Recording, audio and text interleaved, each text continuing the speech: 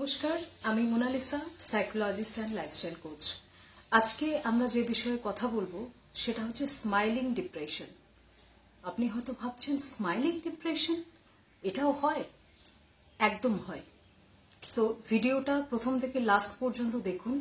এর মধ্যে আমি আমার রিয়েল লাইফ পেশেন্টের কেস স্টাডি ডিটেলসে শেয়ার করেছি যে কি কি সমস্যার মধ্য দিয়ে আমার সেই পেশেন্ট যাচ্ছিল এবং সে কিভাবে সেই জায়গাটা থেকে ওভারকাম করেছে।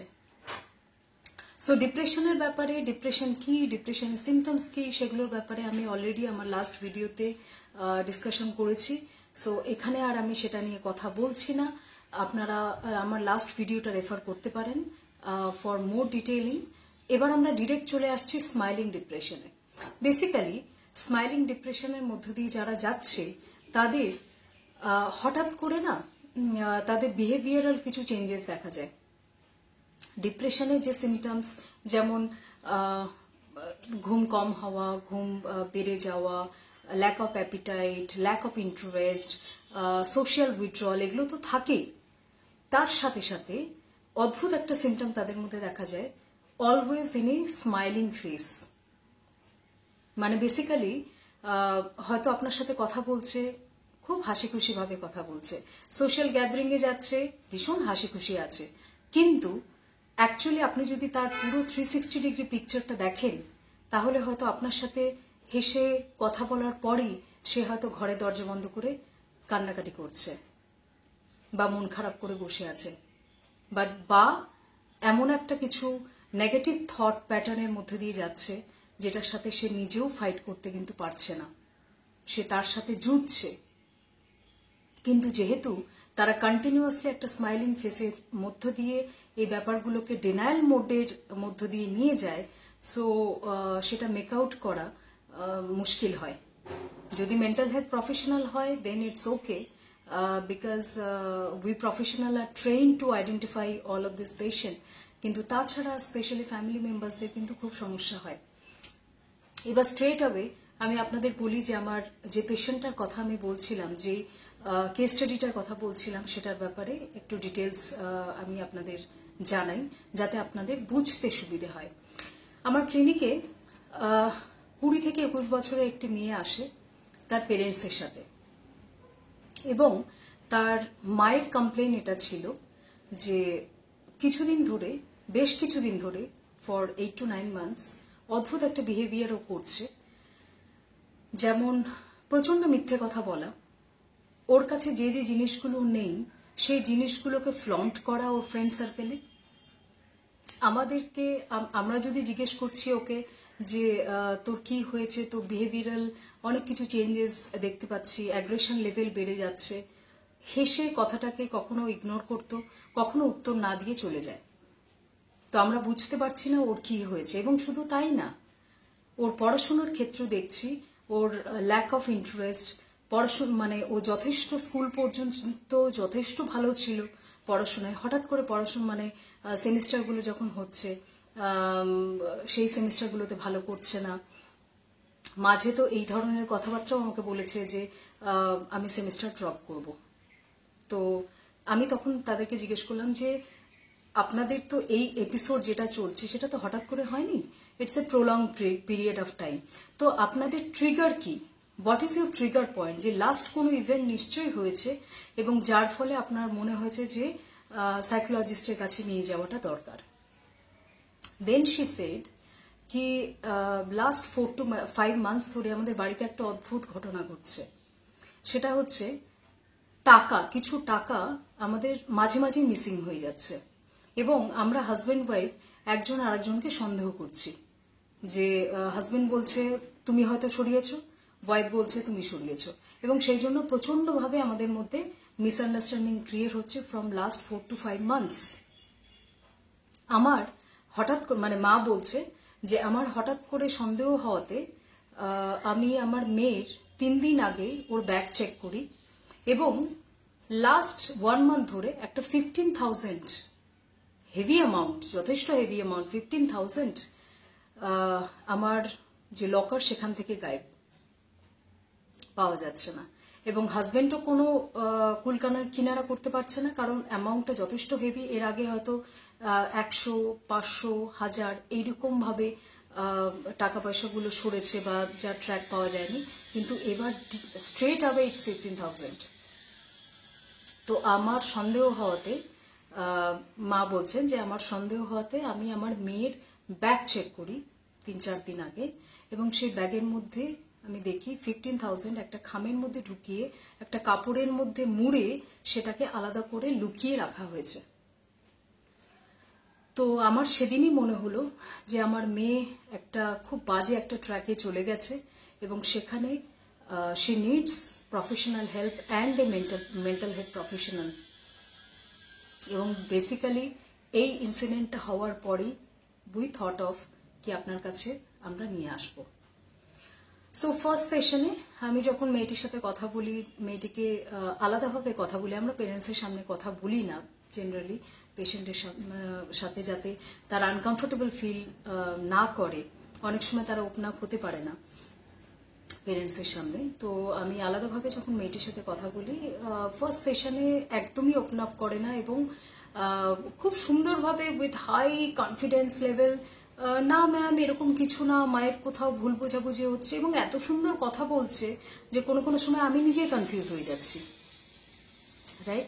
কিন্তু আমি জানতাম যে গড়বড় ডেফিনেটলি আছে, কারণ আমার সাথেও যখন কথাগুলো বলছিল সেই কথাগুলো আমি বুঝতে পারছিলাম ও ফেক করছে। আমি এটাও বুঝতে পারছিলাম যে হাইপার অ্যাক্টিভ মোডে ও অপারেট করছে। তো আমার সন্দেহ আরো বেড়ে যায়, এবং আমি ওর পেরেন্টসকে ডেকে বলি যে ফার্স্ট সেশনে অনেকেই ওপেন আপ হতে চায় না, so you come for the second session, আমি সেকেন্ড সেশনে আবার ট্রাই করব। সো সেকেন্ড সেশনে আসার পরে আমি যখন ইন্ডিভিজুয়ালি মেয়েটির সাথে আবার কথা বলি, আবার ট্রাই করি, অদ্ভুত কিছু সত্যি আমার সামনে চলে আসে। ও বলে যে আমার ভাই আমার থেকে 6 বছরের ছোট, তো 6 বছর পর্যন্ত আমার বাড়িতে প্রচন্ড আদর ছিল, ভালোবাসা ছিল, আমাকে ইম্পর্টেন্স দেওয়া হতো। তারপরে ভাই যখন হলো, সেই সময় থেকে অদ্ভুতভাবে আমার বাড়িতে ইম্পর্টেন্স কমতে থাকে, আমার কথাকে গুরুত্ব দেওয়া হয় না, ভাইয়ের জন্য জিনিস আসছে, আমার জন্য আসছে না। এবং আমি এটা ক্লিয়ারলি বুঝতে পারি যে একটা ডিসক্রিমিনেশন হচ্ছে আমার ফ্যামিলির মধ্যে, কম্প্যারিজন হচ্ছে আমার এবং ভাইয়ের মধ্যে বারবার করে। আমার গায়ের রং নিয়ে আমাকে কম্পেয়ার করা হচ্ছে যে তোর ভাই দেখ কি সুন্দর দেখতে, তোর গায়ের রংটা এতটা চাপা কেন হলো, ইন দ্যাট ওয়ে। আমার দিদা ঠাকুমারা তারা পর্যন্ত আমাকে ক্রিটিসাইজ করছেন। বাবা মা পড়াশুনো নিয়ে, ডিফারেন্ট অ্যাক্টিভিটি নিয়ে আমাকে কম্পেয়ার করছে ভাইয়ের সাথে। তো এইভাবে আমি দেখলাম ধীরে ধীরে ধীরে ধীরে আমার জায়গাটা প্রচন্ড উইক হয়ে যাচ্ছে আমার ফ্যামিলিতে। এবং আমি যখন মাকে কখনো গিয়ে কিছু বলারও চেষ্টা করেছি, মা শি ওয়াজ লাইক কি তোর জন্য তো এত কিছু করা হচ্ছে, তোকে এত ভালো স্কুলে ভর্তি করা হয়েছে, তুই যখন যেটা চাইছিস তখন সেটা তোকে দেওয়া হচ্ছে, তোর কমপ্লেইনই শেষ হচ্ছে না। তো এইভাবে বারবার বারবার করে রিজেকশন মায়ের কাছ থেকে পাওয়ার পরে আমি দেখলাম সত্যিই আমার আর বলার কোনো জায়গা নেই, কারণ আমি বাইরে বলতে যাব আমাকে জাজ করবে, আমি ফ্রেন্ড সার্কেলে বলতে যাব আগেই আমাকে জাজ করবে, ফ্যামিলির কারোর সাথে শেয়ার করব তারা উল্টে আবার আমার বাবা মাকে এই কথাগুলো কনভে করে দেবে, তাতে সমস্যা আরো বাড়বে। So one fine morning I decided কি আমি এবার থেকে কাউকেই কিছু শেয়ার করব না। আমি অলওয়েজ একটা স্মাইলিং ফেসে থাকবো, যাতে কেউ আমার ভেতরের যে কষ্টটা, চাপা দুঃখটা সেটাকে না বুঝতে পারে, এবং এর সাথেই আমি আমার লাইফ কাটাবো। সো এই জিনিসটা যখন কন্টিনিউয়াসলি চলতে থাকে, এটা হওয়ার পরেই কিন্তু আমি এই ডিসিশন নিই যে এটাই আমার রিয়ালিটি এখন লাইফের, এবং এইভাবেই আমাকে রেস্ট অফ দ্য লাইফ আমি এইভাবে কাটাবো। পুরো স্টোরিটা শোনার পরে আমি কিছুক্ষণ চুপ হয়ে গেলাম, অ্যান্ড দেন আমি আবার পেরেন্টসকে ডাকলাম। পেরেন্টসকে ডেকে আমি বললাম যে পুরো যে ব্যাপারটা দেখুন, আমাদের কিছু কনফিডেন্সিয়ালিটি মেনটেন করতে হয়। সো আপনার মেয়ে কি বলেছে সেটার ব্যাপারে আমি ডিরেক্টলি আপনাকে বলতে পারবো না, বাট আমরা ট্রিটমেন্ট শুরু করে দিচ্ছি। সো অন ইমিডিয়েট বেসিস আমরা ট্রিটমেন্ট শুরু করি, এবং ট্রিটমেন্টের মধ্যে কি ট্রিটমেন্টের মধ্যে দিয়ে সে গেছে এবং কিভাবে ব্যাপারটা হয়েছে, পুরো ব্যাপারটাই আমি আপনাদেরকে শেয়ার করবো step by step. And not only that, আমি পেরেন্টস কাউন্সেলিংও করাই।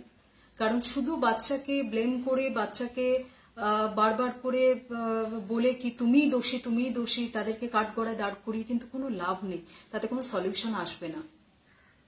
কারণ আমরা পেরেন্টসরাও কিন্তু ইকুয়ালি রেসপন্সিবল থাকি তাদের এই সমস্ত যে মেন্টাল হেলথ ইস্যুস বা তারা যে ক্রাইসিস পিরিয়ডের মধ্য দিয়ে লাইফে যাচ্ছে, তার জন্য কিন্তু পেরেন্টসও আমরাও ইকুয়ালি রেসপন্সিবল থাকি। তো সেই জন্য আমি পেরেন্টস কাউন্সেলিংও শুরু করি, এবং তার সাথে সাথে বেশ কিছু ট্রিটমেন্ট প্রসেস যেটার ব্যাপারে আমি এখন আলোচনা করব, সেই ট্রিটমেন্ট প্রসেসের মাধ্যমে তাকে আমি নিয়ে যাই। ফার্স্ট আমি ওকে বলি যে তোমার ভেতরে যে সাপ্রেসড ইমোশনস আছে সেটাকে এক্সপ্রেস করো তোমার মতো করে, express your emotions.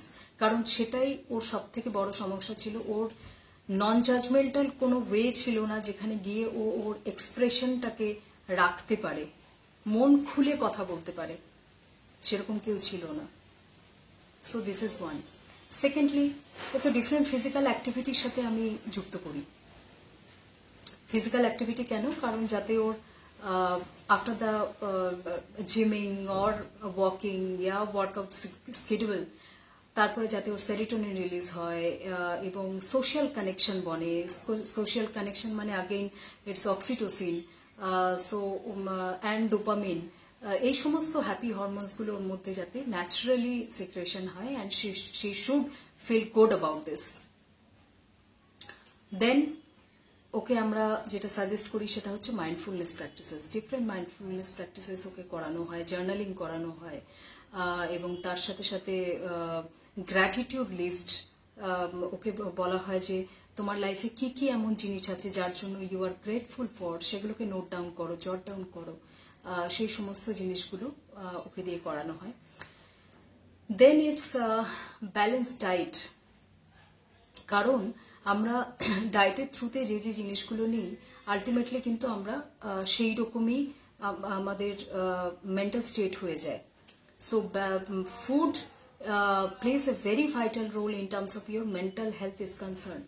So serotonin rich যে ডায়েটগুলো সেগুলো ওকে সাজেস্ট করা হয়, and she started taking all of this. Then it's sleeping hygiene. Sleeping hygiene কিরকম? একটা পার্টিকুলার সময়ে ঘুমোতে যাওয়া এবং একটা পার্টিকুলার সময়ে ঘুম থেকে ওঠা, ঘুমোতে যাওয়ার আগে ব্রাশ করা, ডিম লাইট দিয়ে করা, একটা পার্টিকুলার টেম্পারেচার মেনটেন করা, এই সমস্ত জিনিসগুলো। Then social connection, as I already mention, কারণ সোশ্যাল কানেকশনও যত ডেভেলপ করবে তত ওর ইনফ্যাক্ট অক্সিটোসিন লেভেল, যেটা আমাদের হ্যাপি ফিল করায় ভেতর থেকে, সেই হরমোনটা রিলিজ হবে, সেটা বিয়ে করা হয়। ডিফারেন্ট সিবিটি টেকনিক্স ওর উপরে ইমপ্লিমেন্ট করা হয়, যেখানে different changes of her thought, action and behaviour, ওর অনেক রকম। আমি এটা বলছি না যে ও যেই প্রিকনসিভ নোশনগুলো বা যে যে স্টোরিগুলো ও ডেভেলপ করেছিল সেই স্টোরিগুলো পুরোপুরি ভুল, বাট আমি এটা বলছি যে স্টোরিগুলোকে অন্যভাবেও ও নিজেকে কিন্তু বলতে পারতো, ন্যারেটিভটা অন্য রকমেরও ও কিন্তু করতে পারতো, যেটা ওকে ভেতর থেকে মেন্টালি পিসফুল করতো, রাইট? তো সেই ধরনের ওর থট প্রসেসে চেঞ্জেস নিয়ে আসা হয়। ওর কিছু হ্যাবিট বা হবি ডেভেলপ করানো হয়, because without a hobby, without a purpose, we actually can't live our life in a fullest way. এবং সেখানে কিছু পারপাস অফ লাইফ, সেটা ওকে বলা হয় যে তুমি সেটা তোমার একটা পারপাস ডেভেলপ করো। শি ওয়াজ কমপ্লিটলি ডাইরেকশনলেস, ও কোথায় যাবে, কি করবে, ওর কাছে she doesn't have any clue about this. আর একটা ব্যাপার কি বলুন তো, আমরা সকালে যখন উঠি তখন আমরা বা চোখ খুলি, তখন কিন্তু আমাদের কাছে একটা পারপাস থাকে। সেই পারপাস যদি কারোর কাছে না থাকে, there is no point of living your life. তো সেই পারপাসটাকে ডেভেলপ করানো হয়, এবং এই সমস্ত প্র্যাকটিসেসের মধ্য দিয়ে she was recovering very fast, quite a long period of time ও সেশনগুলো নেয় আমাদের কাছ থেকে, এবং পেরেন্টস কাউন্সিলিংও হয়, এবং সবে মিলে she was completely out of this crisis period.